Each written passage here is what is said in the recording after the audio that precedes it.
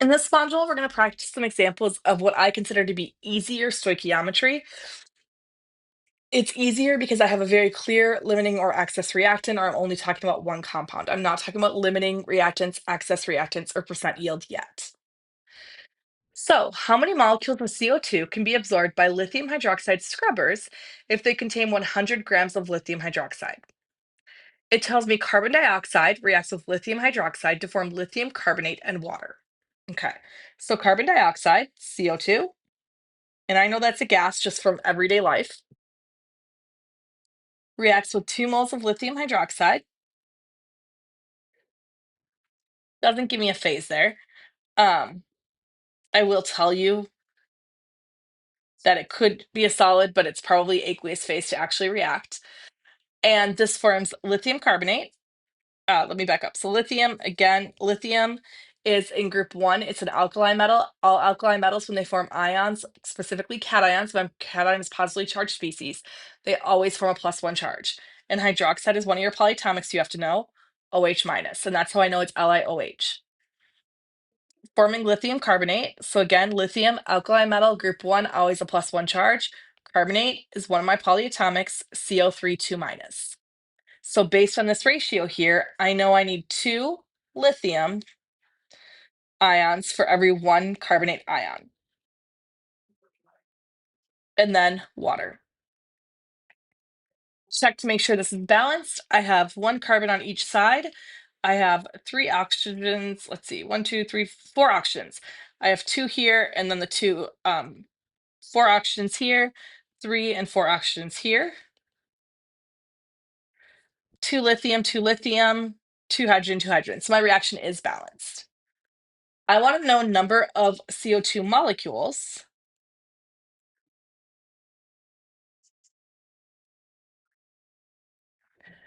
that can be absorbed by the lithium hydroxide if I start off with 100 grams of lithium hydroxide. Okay, so number of CO2 molecules equals 100 grams of lithium hydroxide. Convert that to moles. Again, you're always converting to moles. We can't compare grams of things because they don't weigh the same. Just like me and you don't weigh the same, the elements themselves don't weigh the same. Also the same exact element, but an atom of lithium does not weigh the same as an atom of oxygen. So I can't compare by mass. I have to compare by grams. I add up the mass of lithium hydroxide and it's 23.95 grams. Lithium's pretty small. It's like 6 something. I don't remember what. You have to look at the periodic table. Um, Oxygen is 16, hydrogen is 1.008. You add it up, you get 23.95. This step here has converted into moles of lithium hydroxide. Now I'm going to use that balanced reaction, and I see that 1 mole of CO2 is consumed for every 2 moles of lithium hydroxide consumed. Now I've got moles of CO2, but I don't want moles of CO2. I want number of molecules of CO2. That word molecules is what clues me in that I'm going to use Avogadro's number.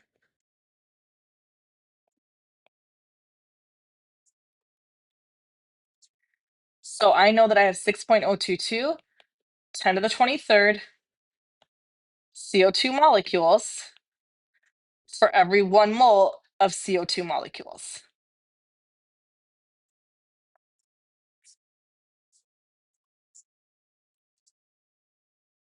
Calculate this out, and I get 1.257 times 10 to the 24th CO2 molecules. Again, it's always good to just kind of walk through your sig figs. You had 4 sig figs here. You had 4 sig figs here. This is the exact conversion, so it doesn't limit sig figs. This has 4 sig figs, so my final answer has 4 sig figs. And you've got your final answer. What about the next one? When solid potassium chlorate is heated, it decomposes to form solid potassium chloride and oxygen gas. What mass of oxygen gas is produced by the complete reaction of 75 grams potassium chlorate? Okay, so potassium One of your group 1 metals, alkali metal, group 1 is always +1 charged when they form their anion, so K+. Chlorate is one of my polyatomics that I have memorized, ClO3-. So it's a 1-to-1 ratio there, so KClO3, and it tells me in the question it's solid. When it is heated, it decomposes to form, so no other reactant, it's forming solid potassium chlorate or chloride. So I just figured out potassium. Again, potassium, group 1, alkali metal. Chloride is one of my halogens. It's in group 17. Group 17 always has a -1 charge. So this will be KCl because it's a 1-to-1 ratio. And then oxygen gas. Oxygen is one of your diatomics. So you have to recognize that it is going to be O2 there. You need to go ahead and balance that. You do have that combination 3-2 system going on for oxygen. So the best thing to do is get rid of that right away. Put a 2 here and a 3 here, giving you 6 oxygens on each side. That does give you 2 potassium and 2 chlorine on the reactant side. So I'm going to go ahead and put a 2 in front of the KCl here. Now my reaction is balanced. Now that we got a balanced reaction, we can look at what we're actually trying to solve, which I've forgotten by this point. This is why I recommend bringing something with to highlight numbers or underline or circle. So I'm looking for mass of oxygen gas, and I'm completely reacting 75 grams of potassium chlorate. Okay. So number of grams of O2. If it's asking for mass, it's asking for grams unless it otherwise says something. Okay. If it just says mass in a general form like this, it means grams. 75.0 grams of KClO3 is what I'm reacting. Again, I'm going to go to moles first. 1 mole of KClO3 weighs 122.6 grams.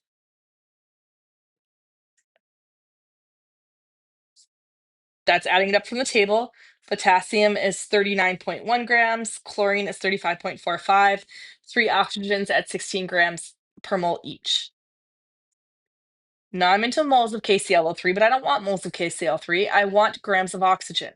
So I need to use the balanced equation, and I see that 3 moles of O2 are produced for every 2 moles of KClO3 consumed. Now I've got moles of oxygen, and I can go ahead and calculate into my grams of oxygen. It is O2, so 32 grams of O2 to every 1 mole of O2. And for some reason, I do not have this calculated out, so 1 second. 75 divided by 122.6 times 3 divided by 2 times 32. This gives me 29 point, where are my sig figs 3? 29.4 grams of O2. So my sig figs, just to talk through those really quickly, I had 3 sig figs here, 4 sig figs here, exact conversion here, and 4 sig figs here. So my final answer here will be 3 sig figs.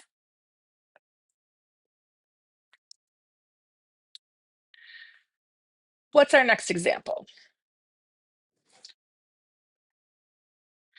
Consider the complete combustion of ethane, C2H6. How many moles of CO2 are produced if you completely react 5 moles of C2H6?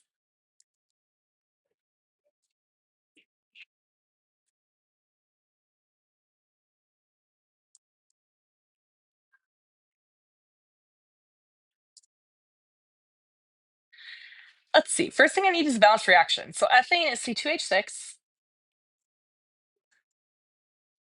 Now the key here is this complete combustion. Complete combustion means you are reacting in the presence of oxygen to form CO2 and water. Balancing this out, let's see, I've got 2 carbons, 6 hydrogens. This gives me overall 4 plus 3. This gives me 7 oxygens on this side, so I've got that odd number going. So I'm going to go ahead and put a 7 halves right here. 7 halves of O2 gives me 7, but I can't leave fractions. Remember that. So I'm going to multiply through the whole system by 2 2, 7, 4, and 6. Now I've got 4 carbons on each side. I've got 16 hydrogens on each side, and I've got 14 O2. Here I've got 8 plus 6. I've got 14 O2 on both sides. So the reaction is balanced. Okay, so I want a number of moles of CO2 produced. So number of moles, CO2, if I completely react 5 moles of C2H6. I see that 4 moles of CO2 are produced for every 2 moles of C2H6 consumed. So 5 times 4 divided by 2, 10.0 moles of CO2 will be produced.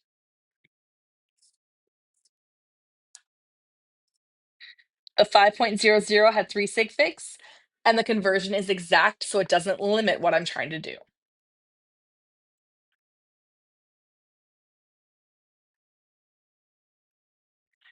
Okay, what's the next one? What mass of oxygen is required for the complete combustion of 10 grams of propanol, C3H7OH? So another complete combustion, C3H7OH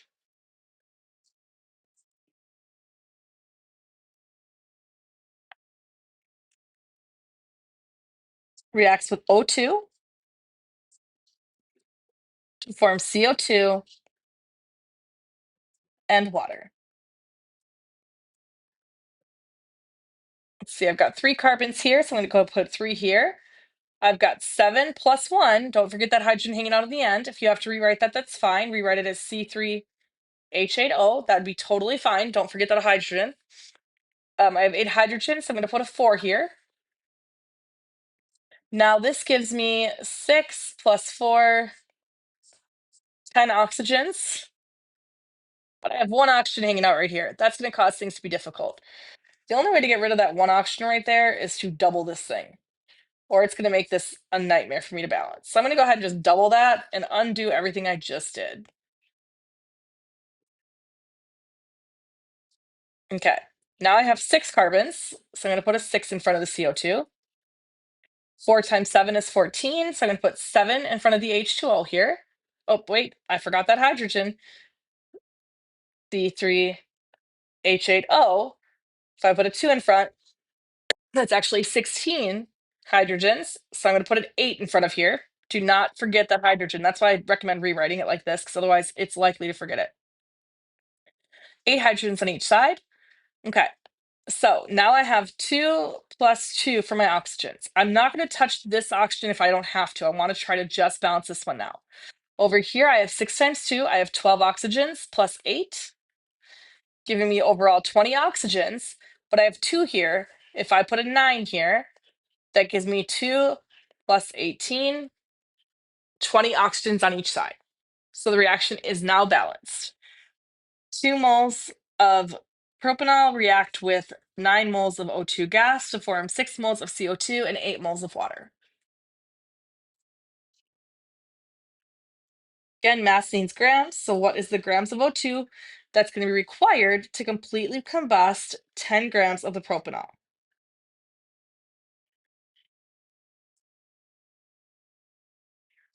One mole of propanol weighs 60.09 grams.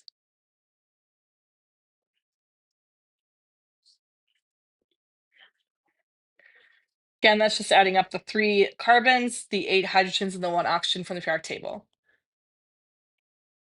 Now that I've got moles of propanol, I can use my balanced reaction. I see that 9 moles of O2 are consumed for every 2 moles of propanol consumed.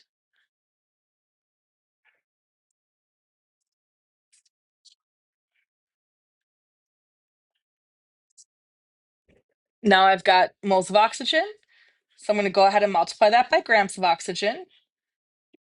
32 grams of oxygen for every 1 mole of oxygen, and let's go ahead and calculate this out.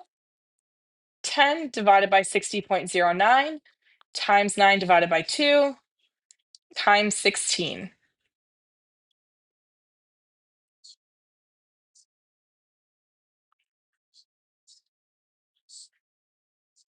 Or sorry, times 32. I apologize. Definitely should look at what I just wrote down. This gives me 23.96, but I want 3 sig figs here. So I'm going to round this to 24.0 grams of O2. And again, it has to be O2 because when you're talking about oxygen reacting, it's not just a single atom of oxygen, it's an oxygen molecule, which is where that 32 comes from, not 16.